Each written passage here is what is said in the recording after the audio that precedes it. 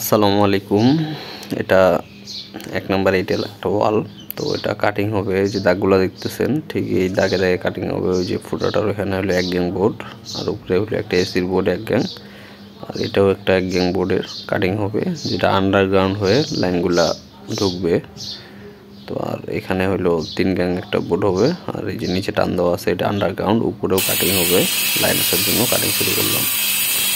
Grinding চালানোর সময় সবসময় খেয়াল রাখতে হবে গ্রাইন্ডিংটা সোজা থাকে, এই দাগটা বুঝেছি এই দাগটা যেন সোজা থাকে, এবং গ্রাইন্ডিংটা অবশ্যই চালানোর আগে শক্ত করে দিয়ে ধরতে হবে।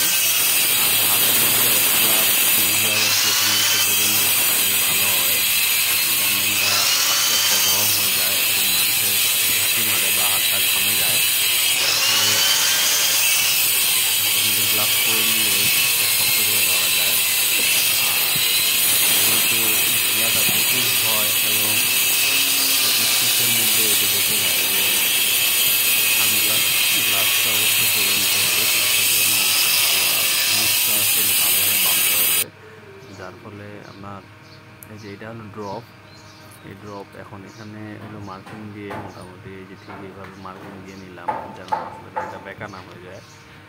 এবং মার্কিং দেওয়ার ফলে এটা কাজটা করতে সুবিধা হয় এবং বাঁকা হইলেও সেরকম বাঁকা হয় না।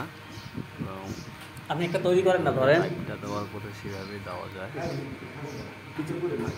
কিছুক্ষণের জন্য ধরেন, একটাই করবো, বেশি না, একটা রুম করলে আমার শেষ। একটা কথা বলার পরে মেশিনটা আমি ধরলাম, লাইন এবং তারটা ভালোভাবে রাখতে হবে এবং নিজের খুব ব্যালেন্স করতে হবে, কারণ গার্নিংটা মাঝে সাথে ঝাঁকি মারে। এবং আপনারা যখন এই যে আপনার ৬০ ডিগ্রি বা ৯০ ডিগ্রি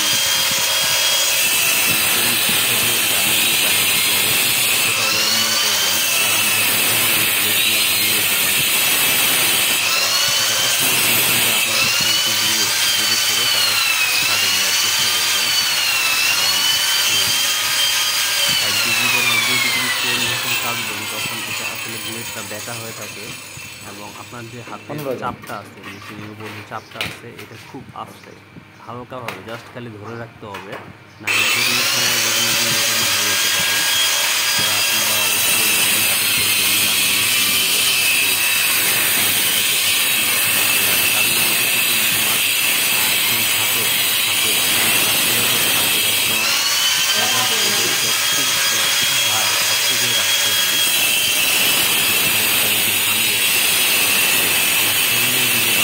আমার শরীরের দিক বা আমার মাথার দিক যেন না আসে, এটা অবশ্যই আমি খেয়াল করেই এটা কাটতেছি। মোটামুটি একটা লাইন টানা শেষ। জানি আমার ভাই ধুলার কারণে রুমের মধ্যে থাকতে পারতেছে না, আসলে এত পরিমাণে যে ধুলা হয় গার্নিংয়ের কাটিংয়ে। এই যে এটা প্রায় ৬০ ডিগ্রি বা ৩০ ডিগ্রি কোণে কাটতেছি আমি। তো এইভাবে কাটাটা আসলে উচিত না, যেভাবে রুলস অনুযায়ী কাটিং দেওয়ার সেভাবে আমরা দিতেছি না। আমাদের যে কন্ট্রাক্টর আছে সেই কন্ট্রাক্টরের যেভাবে বলছে এইভাবেই আমি কাটিংটা দিতেছি, কারণ শর্টকাট তার লাগবে হলো শর্টকাট এবং এক পাইপের মধ্যে হয়ে যাবে, ব্যান্ড লাগবে না, খরচ একটু কম, খরচ বাঁচানোর জন্যই আমরা এইভাবে কাটিংটা করতেছি। আর এইভাবে কাটিংটা করার ফলে তার ঢোকানোর ফলে একবারেই তার ঢোকানো যাবে, পরবর্তীতে তার ঢোকাইতে গেলে আপনার আমরা যেহেতু পাইপ লাগাইতে আমরা বলতে পারবো, কিন্তু আমাদের পরবর্তীতে যে মিস্ত্রিগুলো আসবে তারা বলতে পারবে না যে কোথায় কীরকম কীভাবে কাটিং করা হয়েছে। তো আসলে এটা দেওয়া ঠিক না, আমার এটাতে মত ছিল না, কিন্তু যেহেতু বড়ো ভাইরা আছে, কন্ট্রাক্টাররা আছে, তারা যেভাবে বলছে সেভাবেই আমাদের কাজ করতে হবে, এখানে আমাদের আর কোনো কিছু করার উপায় নেই।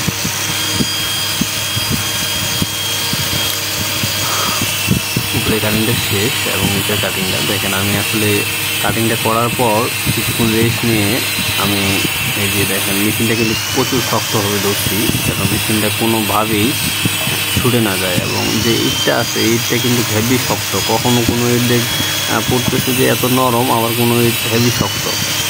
আর দেখেন এই যে মেশিনটা ঠিক ঘোরায় নিলাম আমি, ঘোড়াটা ঠিক নিচের দিকে আসে এবং যখনই মনে হবে যে হাতটা ছুটে যাচ্ছে, মেশিনটা বেশি গরম হয়ে যাচ্ছে, তখন অবশ্যই রেস্ট নিতে হবে, মেশিনটাকে একটু রেস্টে রাখতে হবে, কারণ কাজের থেকে জীবনের নিরাপত্তাটা সব থেকে বেশি।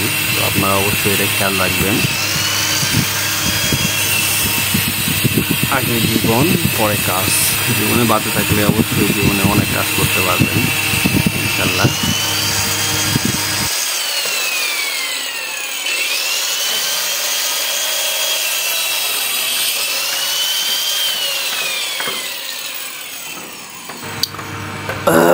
তো মোটামুটি কাটিং শেষ, এখন ড্রিল মেশিন দিয়ে এটারে ঝরার পালা।